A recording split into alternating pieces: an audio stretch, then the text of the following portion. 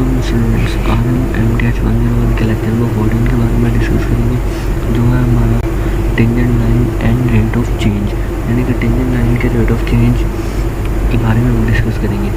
तो जैसे ही हमने लेक्चर नंबर 9 में टेंजेंट लाइन के बारे में पढ़ा था कि किसी भी एक पॉइंट को, कर्व के किसी भी एक पॉइंट को छू के जाने वाली जो लाइन होती है वो टेंजेंट लाइन होती है।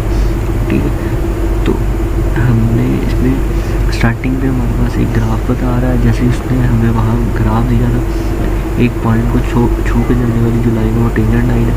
उसके बाद इसने हमें फार्मूला दिया टेंजेंट लाइन का, M maximum is equal to F of x1 minus F of x naught over x1 minus x naught. ठीक, तो इसमें हमने वैल्यूज पुट करनी है और लिमिट लगा के आंसर देना। ठीक है, तो नीचे भी फार्मूला वो बता रहा है जो ऊपर बताया। तो हम नीचे आ जाते हैं। नीचे हमारे पास ये है, let's define average velocity formula. Average velocity formula क्या होता है? एवरेज वेलोसिटी होती है डिस्टेंस ट्रैवल ओवर टाइम। एक बॉडी है जो डिस्टेंस कुछ डिस्टेंस मूव करती है और एक टाइम इंटरवल में मूव करती है, उसकी एवरेज स्पीड क्या होगी, वेलोसिटी क्या होगी? Distance over time.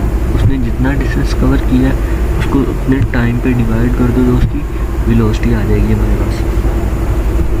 ठीक है, तो हमारे पास ऐसे ही हमारे पास ये नीचे डायग्राम है।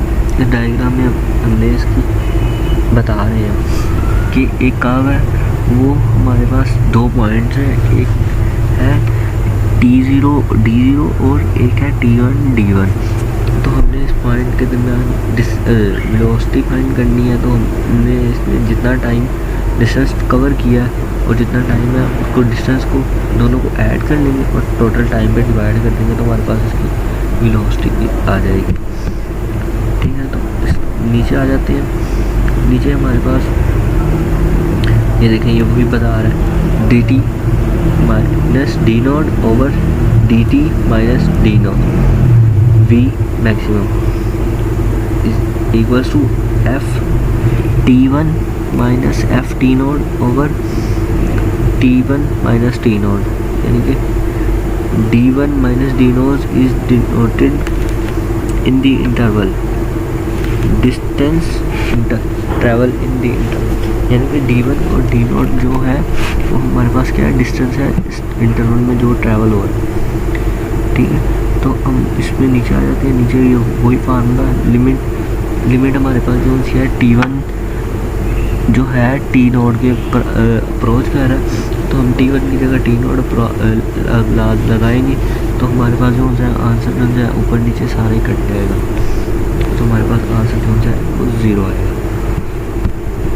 तो हम नीचे आ जाते हैं। नीचे हमारे पास कुछ डेफिनेशन है, if x is equal to F of x then the average rate of change of y with represent to x in interval x naught and x1 is the slope m दस of the secant line join the point x naught और x1 and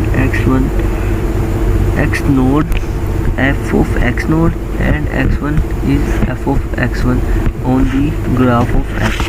तो इसमें हमारे पास जैसे ही मैंने ऊपर आपको बताया कि स्लोप फार्मूला में हमने सेकंड वैल्यू में से फर्स्ट वैल्यू माइनस करनी है और एज इट इज ही नीचे करना है कि सेकंड वैल्यू में से फर्स्ट वैल्यू माइनस करनी है। बस ऊपर जो हमने करना है उसके साथ हमने फंक्शन लगाना है, function F of x1 minus F of x node over x1 minus x node.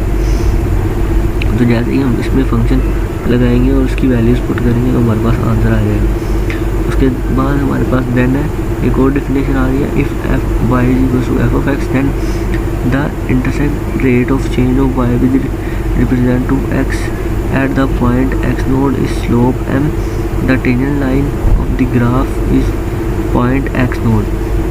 तो इसमें हमें बता रहा है कि हमारे पास एक ग्राफ है, वो वाई इंटरसेप्ट में intersect the rate of change of Y के रेट ऑफ चेंज बता रहा है एक्स के मुताबिक। तो हमने एक्स के मुताबिक जैसे जैसे वाई में चेंज करते गए जैसे जैसे एक्स में चेंज करेंगे तो हमारे पास वाई में भी चेंज आता जाएगा। इसमें भी हम वही फार्मूला यूज़ करेंगे हमारे पास जो हमने ऊपर मैंने आपको ऊपर बताया। उसके बाद ये हमारे पास एक एग्जांपल है, let y is equal to F of X is equal to X two minus one. तो इसमें हमारे पास एक क्लोज इंटरवल है 3, 5 और फाइंड हमने कहा करना है x is equal to X naught है और x naught is equal to 4 है। फाइंड हमने क्या करना है, find the interval rate of change of y with relation to x, यानी कि y के इंटरवल में जो चेंज आ रहा है विद रिलेशन टू x हमने वो फाइंड करना है। तो हम एज इट इज इसको सॉल्व करेंगे। F of Y is equal to F of X is equal to X square plus 1। X naught जो था हमारे पास वो 3 है, जैसे इसने क्लोज इंटरवल बताया हमारे पास, और x1 जो सा है वो 5 है क्लोज इंटरवल में, ठीक है। और उसके बाद में वही फार्मूला जो मैंने वो आपको ऊपर बताया वो हमने यूज़ करना है। तो x नोड हमारे पास जो सा है वो 1, x1 जो सा है वो 5 है। तो function 5 minus function 3 over 5 minus 3। तो हमने इस फंक्शन को सॉल्व करना है। फंक्शन को सॉल्व करेंगे तो हमारे पास जो से आएगा आंसर 8 आएगा।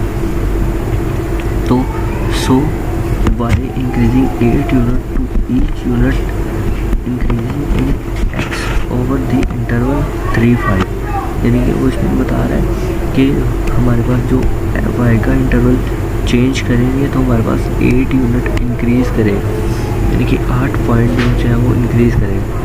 उसके बाद में हम हमारे पास सेकंड पॉइंट में वो बता रहा है application of formula of y is equal to X F of X minus X square plus 1 is equal to X naught is equal to -4। तो उसने हमारे पास एक्स नोट दे दिया, जो दे दिया वो -4 दे दिया, और x1 तो हमारे पास है नहीं। तो हम इसको भी सॉल्व करते हैं।